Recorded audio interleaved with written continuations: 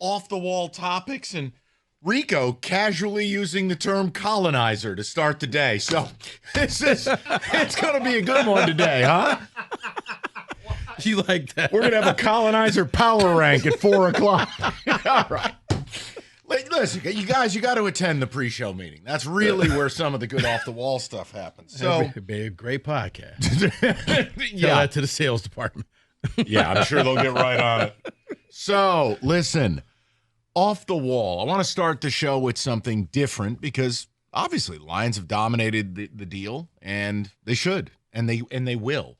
If you missed any of our conversation about the unbelievable game on Sunday, Odyssey.com Rewind, or our YouTube channel. It is standalone. It's not a part of the station. It is the Valenti Show and Rico. Subscribe and hit the little likey doodle on there. I don't know. If you don't like us, why the hell are you listening? So just go hit the subscribe button, will you please? So look, I want to start, though, with something different. And I think we've done a very good job of this, is along the way, being that, guys, we do play a ratings game, like we have a business to operate, and football is 90% of our business, just candidly. You lose sight of other things going on. But we have touched the table on things like, hey, after the first 5 games of the year, Pistons started playing decent. The Red Wings have been in the crosshairs.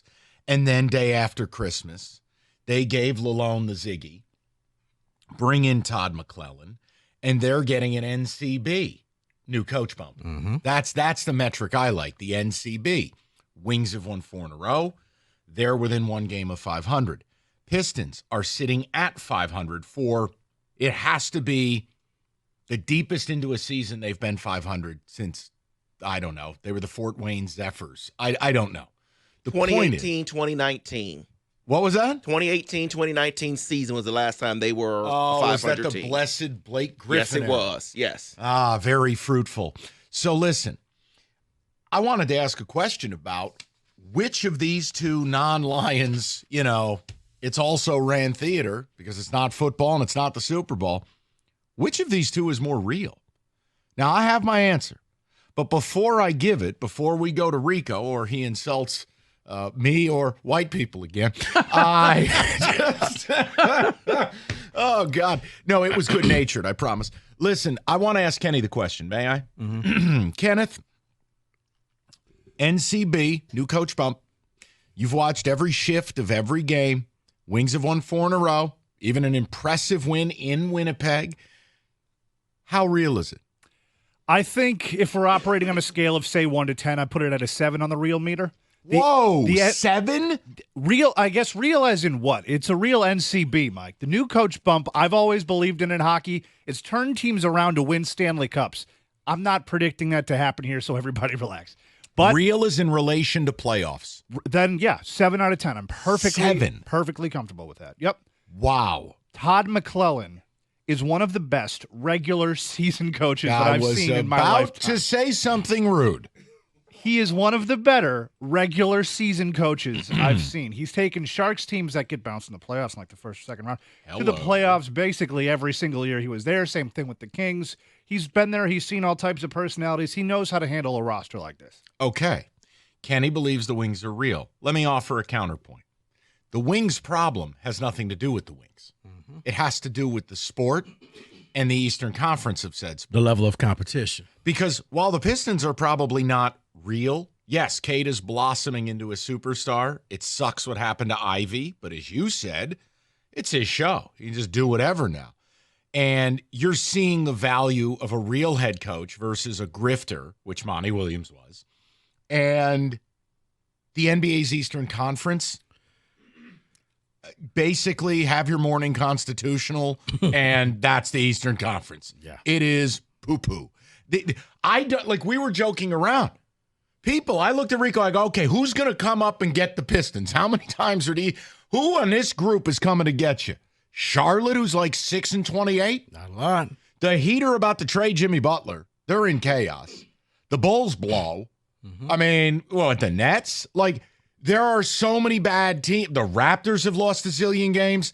The Pistons don't even have to be 500 to just make the 10 spot. They're in the 7 now, game out of the 5. Mm-hmm. Is it wrong that even though the Pistons aren't as good as the Wings, the Pistons situationally are more real. Yes, because and you see this in some sports, Mike, where it's you drew the lucky straw. You're in the bad conference. You're in the bad division. Well, the Pistons happen to be in the bad sport. So therefore, they may not be as talented as the Wings. They may not have the sustaining power that the Wings would have. But because they are in the NBA, because there are so many bad teams in the East, yes, they can. It's like the Rams winning the NFC West. The West wasn't that great. So they got it. And it's like all of a sudden the Vikings have to go on the road and they won 14 games. Why?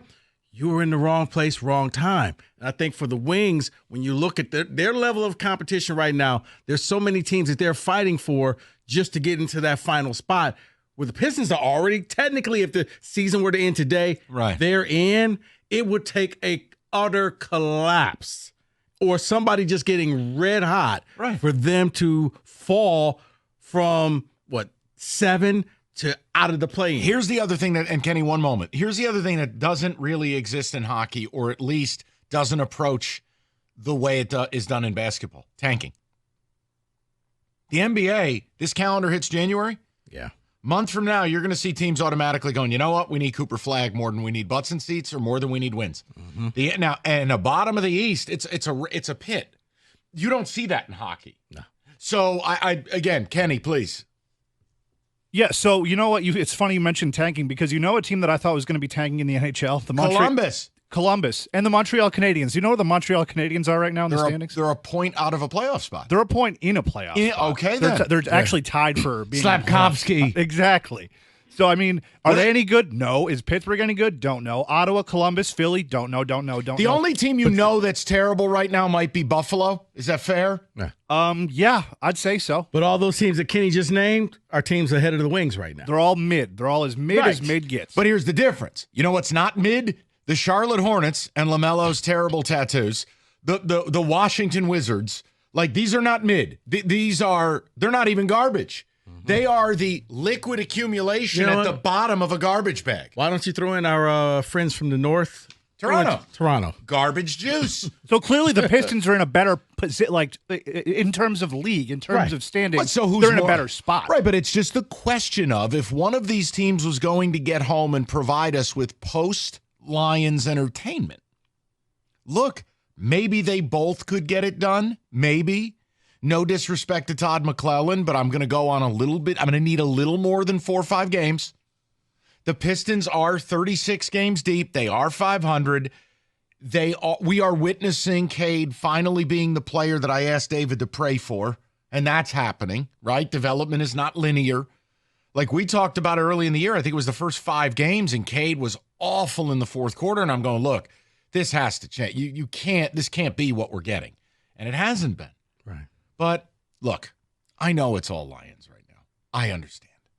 But it is interesting. And you know the thing with the Wings, and I have to let this go. Kenny will have to grade this opinion. I struggle because I'm continually left feeling here in the last couple weeks. What the hell took you so long? It was identified Lalone was a huge problem, that Lalone should have been let go at the end of last year. Why did it take you till almost the halfway point of a hockey season to finally pull the plug on this guy? I think they were trying to find every reason not to fire him. Why? It's not like he's Belichick. Maybe they really like him. You're right, because it's like the Pistons told Monty, yeah, goodbye. Yeah, but he was a grift. No, he was. It was like the second night he was here, he was spelling help with Gatorade towels. We're going to give you 10 games into the season. If that's the condition, then fire the person right there. Okay. And you're right. The Wings, in my opinion, should have. And every time I think that they got to that point, Kenny, correct me if I'm wrong, he would win a game. Yeah, he would always reset the clock. He would always win that inconvenient game. That would Toronto just be like, game was one that I'm like, oh, he's going to save his job. Right, 100%. And that's reset what the happened. clock. That's what happened with him all of last year. I wanted him fired in March last year. I don't know. Maybe I'm a bad fan of the team, but I agree with you, Mike, and I think that's an A+ hockey take from the Hockey Elite. That he should have been fired at maximum the beginning of the season, at minimum Thanksgiving. Right, and the problem, Kenny, is if this is how let's say they're nowhere near as good as this, But if they were simply playing 500 hockey and got this bump, that is a seismic difference in where you are versus Lalonde putting you 6 games under. And that's why I feel more comfortable with McClellan than Lalonde, is because he's seen it. He can be more even-keeled. Did you hear what he said at the beginning of when he got here, by the way? He just yelled at the players in practice, just play effing hockey. You've done it your whole life. You've done it your whole life. And I was like, also, I think there's an advantage. He has hair. That's true. That's true. Hair always beats no hair unless it's ginger hair. Exactly. That's the power. I did not understand the follicle power rankings. Yeah, the coif power rankings. Gingers would be the lowest, bald guys second, and then any regular form of hair topped by salt and pepper. I just never knew. I mean, Ryan Day. But see, Ryan Day's not doing it gracefully. He would be below the salt and pepper candidates. You need to age gracefully. Like McClellan's a guy who looks like he's been through the wars. You'll follow that guy. Ryan Day, he looks like a cheap video game character. Ridiculous. I never realized how much hair means to you. It does. It does. By the way, how fun is this, right? This is a legitimately interesting topic. So coming up next, Rico will power rank the top 53 Detroit Lions in the locker room. Not where I thought you were going with that, but thank you. No. Oh, his favorite colonizers? Is that what he's going to hit me with that one again? We'll break down... Somehow a conversation about orange juice, and he's hurling a colonizer blast at me. No, it was the term unk. I'm like, yeah. What the hell? Where did unk come from, and how do I get such a thing as a white guy? And Rico goes, probably colonizer. Welcome to pre-show, guys. So if you'd like to talk Pistons and Red Wings before we get to the Lions, 248-539-9797. Here's Rico.